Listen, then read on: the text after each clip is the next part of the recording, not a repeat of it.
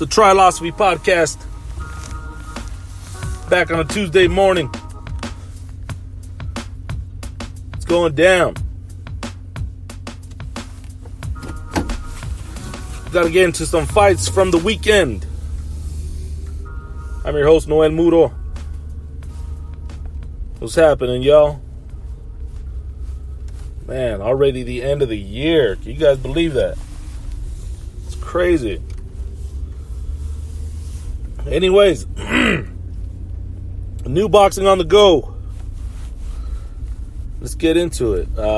Last Saturday, we had the event known as Canelo versus Rocky, or Canelo versus Fielding. Live on DAZN, live from Madison Square Garden, New York City.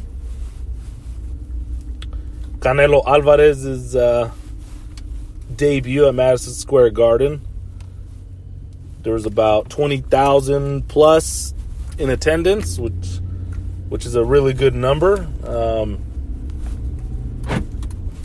There's going to be some comped tickets in there somewhere, but it's all good. That's a really good number especially for the opponent that he was fighting. No one really knew who he was.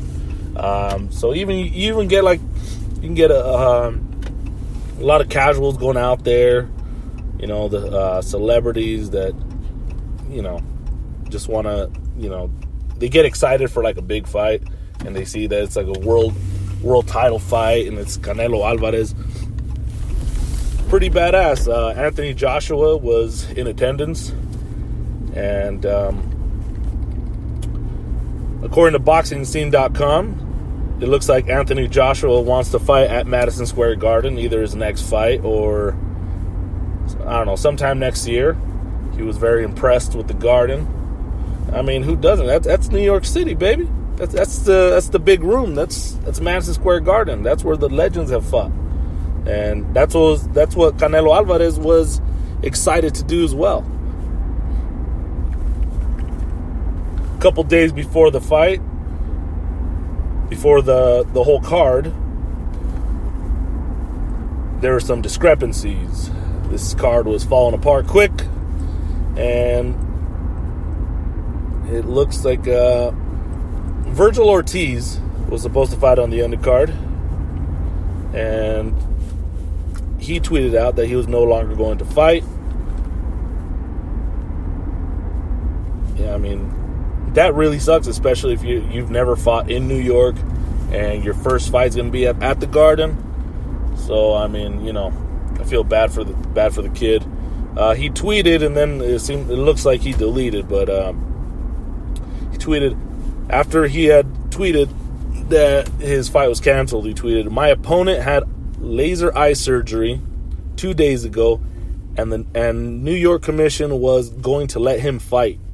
I got LASIK 2 months ago, and because of that, I will never be able to fight in New York."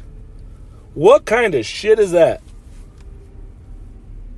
Now that is jacked up. I don't know how the New York State Athletic Commission is supposed to, I don't know how that rule applies to someone who has LASIK eye surgery.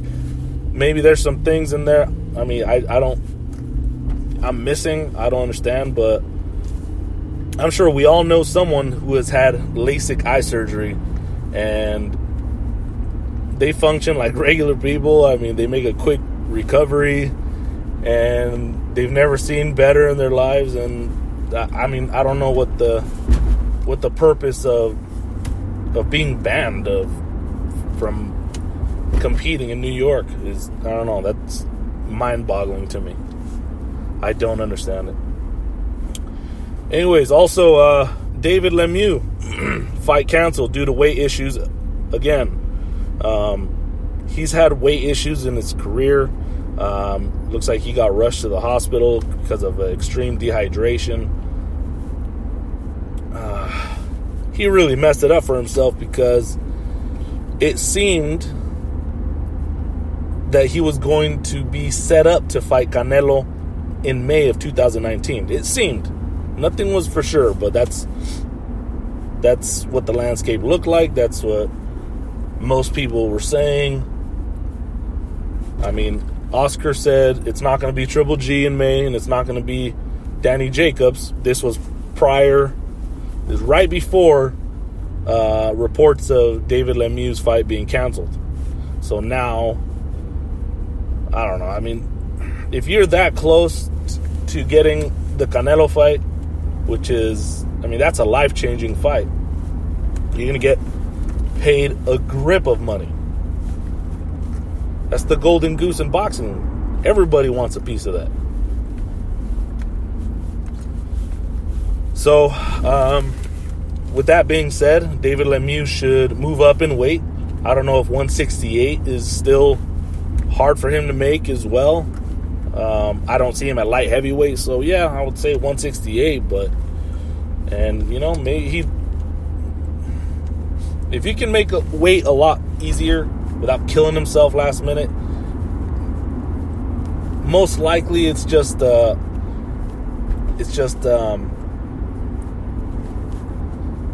way of life change, I guess. He just has to have healthier eating habits, not blow up in between fights, and then try to cut weight weeks prior to the fight, or a week prior to the fight, days before the fight. I mean, that's just, it's unhealthy for your body. It's not good for you, and it can be dangerous. So best of luck to David Lemieux, but move up. Ryan Garcia versus Braulio Rodriguez. Man, that guy was a freaking clown inside that ring.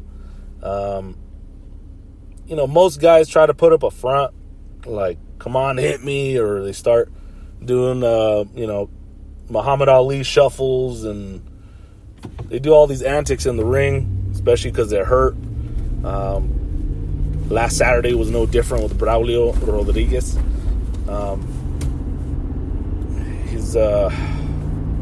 That guy was really something. But it was Ryan Garcia's debut under trainer Eddy Reynoso, and I have to say, I mean, you can't say a fighter's completely changed, and Ryan Garcia had no reason to completely change. He just needed to sharpen his skills a little more, and you know, we're curious to see how he would perform under Eddie's under his guidance. And I'd have to say, Ryan Garcia looked very good. He looked very composed and patient. He looked very mature in the ring.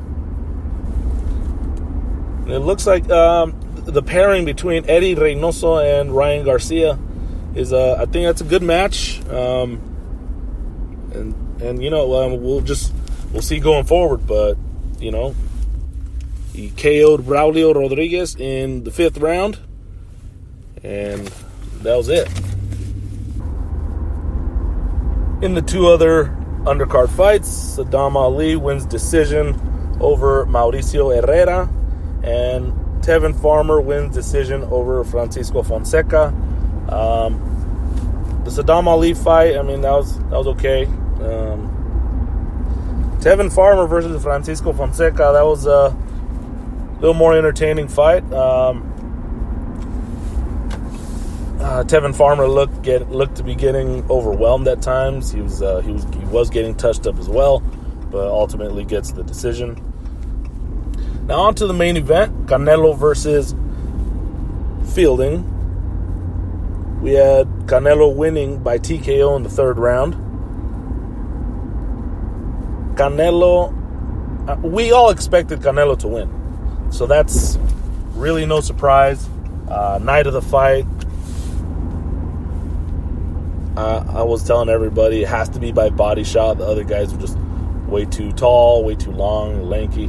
And, you know, Canelo's, I just figured he would be going to the body. And probably the majority of the people thought he would go to the body. And sure enough, he did. Knocked him down 3 times with liver shots to the body. And 1 time believe he hit him with the right hook to the side of the head, got him down, and ultimately it was a body shot that TKO'd him. Referee stopped it, and we all move on with our lives. Canelo Alvarez ends up winning the WBA regular super middleweight title of the world, and he's now collected a title in a third division, I believe now. So, whether that's a regular title, world title, super title, whatever the WBA is going to make all these titles per division, whatever. But Canelo looked impressive. It usually does. And, the guy's in his prime, right? Right now, he's in the prime condition of his career. So, it'd be interesting if he wants to go back down to middleweight and defend his titles there, because there's a lot of business to be handled at 160 pounds. You have Danny Jacobs coming in the ring right after the victory. Danny Jacobs tweeting yesterday, let's give the fans what they want. That'd be a really good, we can't even say a good test for Canelo. He fought the boogeyman of the middleweight division. So, but when Danny Jacobs fought Triple G, I thought he won, barely. And some people will agree with me. And Danny Jacobs is no walk in the park. Canelo versus Jacobs, that's a good fight. It's better than seeing Canelo Lemieux. Canelo Lemieux probably would have been a better fight last Saturday. Lemieux got that. He has that knockout power. He wanted a title. He probably just wanted to test the waters out at 168. And now Canelo has tested the waters, yes, with not like a top 3, top 5 opponent at super middleweight, but at least, he saw how it would feel making 168, getting in there in the ring, just testing the waters. And now he can just jump back and forth. Supposedly Triple G was supposed to move up in weight a couple years ago. It hasn't happened. But you never know. Maybe Triple G will just stay at middleweight, try to win a title, try to get a third fight with Canelo. If he's going to cash out in a couple of years, he's not going to fight very, very much longer. I'll tell you that. And people will give Canelo shit for fighting Rocky Fielding. It's a stay busy fight. He only fought once in 2018 prior to last Saturday. Testing the waters at 168, getting another fight in, and staying active. And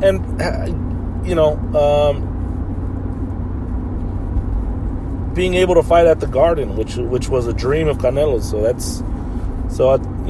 think all those boxes are checked, and people got another Canelo fight in the year. You know what I mean? Those are always entertaining fights to watch. Now, yesterday, just looking through social media, I'm hearing rumblings of Canelo wanting to fight at Estadio Azteca in Mexico City. That would be amazing. Just like Anthony Joshua sells out Wembley and those gigantic soccer stadiums in the UK, that'd be a great homecoming fight for Canelo. Canelo has not fought in Mexico since 2011. He last fought Kermit Cintron on November 26, 2011. That was 8 years ago, or almost 8 years ago. So, it's homecoming as far as going back to his own country to fight. And to fight, Estadio Azteca is the third largest soccer stadium in the world. It seats 95,500 people. that would be great. Because, I mean, look, if you can go back home and put on a show, fight a big fight in your home country, and especially in a stadium where people have the ticket prices will be cheaper, people will have the opportunity to go and watch, their Mexican hero, or I think that's great for boxing. That would be like an enormous event. I mean, it's just that would be a great spectacle. And I've been kind of asking for Canelo or Mikey, or now Mikey's going to fight at at AT&T Stadium. That's great in the U.S. To show that that our boxers on this side of the world can also fight at big stadiums and create gigantic events that way. And now if Canelo fights at Estadio Azteca, man, that would be I don't know. I think that's great for boxing. That would be a great spectacle to watch. As I've been saying, even for the Anthony Joshua shows, they're fucking amazing. This weekend, though, we have a couple more boxing shows to just about close out the year, because Floyd Mayweather exhibition match with Tenshin is not gonna tickle my fancy. So, I mean, neither is this card either on Fox. The Fox PBC debut for the Charlo brothers. It's going to be Jermell Charlo versus Tony Harrison. And Jermell Charlo was supposed to fight Willie Monroe Jr. He failed the test, had elevated testosterone levels, and he ultimately got pulled from the fight. We got Matt Korobov, that was on the undercard. He will be stepping up in place of Willie Monroe Jr. to fight Jermell Charlo, and that's that. So the Charlos missed the test, and I mean, that's as bad as failing a test. Because to my understanding, when you're in VADA testing, you're supposed to let them know what appointments you have, where you're going to be pretty much at all times, so that they can go and they can find you whenever they need to, and if they're going to test you. They said, supposedly they said that they were too busy promoting the fight, so VADA should have been able to find you if that was the case. I don't know. There's something fishy there, and VADA is staying very quiet about it. They're not saying really anything. Big media outlets are not grilling them about it. I don't know. That's not one, but two people missing a test. That's very suspect, in my opinion, and a lot of other people's opinion.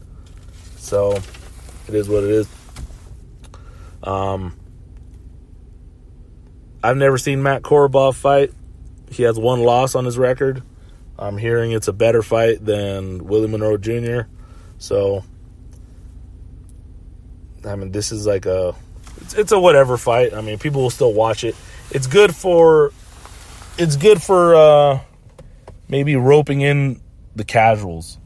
Charlos are gonna, most likely knock out their opponents. I don't know about this Korobov guy, but at least that looked like it was a plan. Get people excited, like, boxing. Because boxing is a lot more popular now than it was 2-3 years ago. Okay, so to get people excited and get people watching, like there's boxing on Fox now. They're going to reach a lot of homes. Fox has been promoting the PBC, this fight on Sunday Football. I mean, that's great publicity for boxing and for the PBC. So we'll see how it goes. You also have Derek Chisora versus Dillian White, Part 2.